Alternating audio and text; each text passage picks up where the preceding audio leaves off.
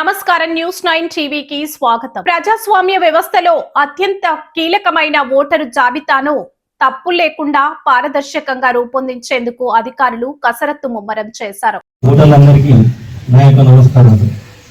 ఇప్పుడు మన వెన్నచెర్లను తీసుకుంటే మొత్తం వెన్నచెర్ల పరిధిలో మొత్తం 6 పోలింగ్ స్టేషన్స్లలో దీంట్లో ఇవాళ ఇక్కడికి మనం మొన్న మేము పబ్లిక్ చేసిన డ్రాఫ్ట్ పైన గ్రామ సభ నిర్వహించడం జరిగింది. ఒకసారి మళ్ళీ ఎన్నికల కమిషన్ ఆదేశానుసారం ఆ డాక్యుమెంట్స్ వల్ల ఏదైనా ఒక రకమైన డాక్యుమెంట్స్ మాకు సబ్మిట్ చేయవలసి ఉంటుంది.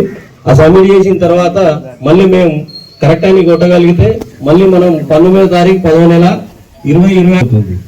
అలాగే కొత్త ఓటర్లు ఎవరన్నా ఉండొచ్చు, కొత్త ఓటర్లు కూడా ఫామ్ 6 ద్వారా పెట్టుకోవచ్చు. పెట్టుకునేటప్పుడు అనెక్సర్ 4 అనేది ఒకటి ఉంటుంది.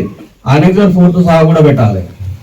అలాగే ఇప్పుడు ప్రచురించిన డ్రాఫ్ట్ ఎలక్ట్రాన్ పైన ఫామ్ 7 పెట్టినప్పుడు కూడా మళ్ళీ మేము హియరింగ్ కండక్ట్ చేసేసి మనం తొలగించడమా ఆబ్జెక్షన్ కరెక్టా కాదనేది కూడా నిర్ణయం తీసుకోవడం జరుగుతుంది. అలాగే కొత్త ఓటర్లు ఎవరన్నా అంటే వేరే దగ్గర అంటే ఇప్పుడు మనకు మొత్తం భారతదేశం మొత్తం మీద కూడా ఒకటే ఎపిక్ కార్డు ఒక దగ్గర ఎలక్ట్రాన్ గా నమోదైనా సరిపోతే షిఫ్టింగ్ చేసుకునే అవకాశం ఉంది. మళ్ళీ మనం ఇతర రాష్ట్రాల నుండి ఇక్కడికి వచ్చి ఎవరన్నా ఎలక్ట్రాన్ గా నమోదు కావాలంటే వాళ్ళు కూడా ఫామ్ 8 పెట్టేసి ఎన్ఎక్సర్ 4 అనేది కూడా తప్పనిసరిగా జతపరచాలి.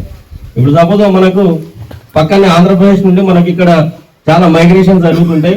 అంటే మ్యారేజ్ల పరంగా ఇట్లా ఎందుకంటే నియరెస్ట్ ఉన్నది కాబట్టి వాళ్ళు అక్కడ ఓటర్ అయిన అమ్మాయి ఇక్కడికి వచ్చి మ్యారేజ్ చేసుకుని ఇక్కడికి వస్తే వాళ్ళు మీ పేరు వచ్చింది, మీ జాబితా కరెక్ట్ చేయాలి అంతే. నాకు ఇప్పుడు ఏం ఇన్ఫర్మేషన్ ఉంది, దీంట్లో ఏం కనపడుతుందంటే ఎస్ఐఆర్ ఎక్సర్సైజ్ మంచిగా జరిగింది, నోటీసెస్ కూడా చాలా తక్కువనే ఉన్నాయి. ఈ రోజు అందరికి హియరింగ్ నోటీస్ వచ్చింది, కరెక్టేనా? ఎంతమంది పిఎల్ఓలు ఉన్నారు ఊరికి? 3 ఉన్నారు. ఈ రోజున హియరింగ్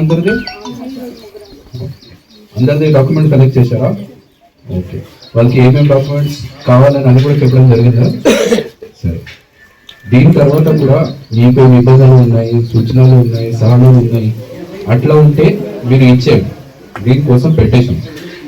నేను ఇప్పుడు వచ్చే దారిలో చూశాను, మంచి చెరువు ఉంది, చంపల కూడా ఉన్నాయి, అందిస్తున్నా ఉన్నాయని ఒక 600 మంది ఓటర్లను వివిధ కారణాలు అంటే ఆబ్సెంటీస్, తర్వాత షిఫ్ట్, డెత్, డబ్బుల కింద తొలగించడం జరిగింది.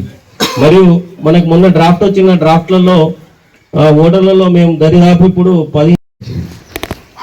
ఈరోజు ఈ గ్రామ సభ పెట్టడానికి ఒక్క ఉద్దేశం, నోటీస్ వచ్చింది అంటే మీ పేరు తీయడానికి కాదు, మీ జాబితా సరిగా చేసి ఉంచుకోవాలని ఉద్దేశం.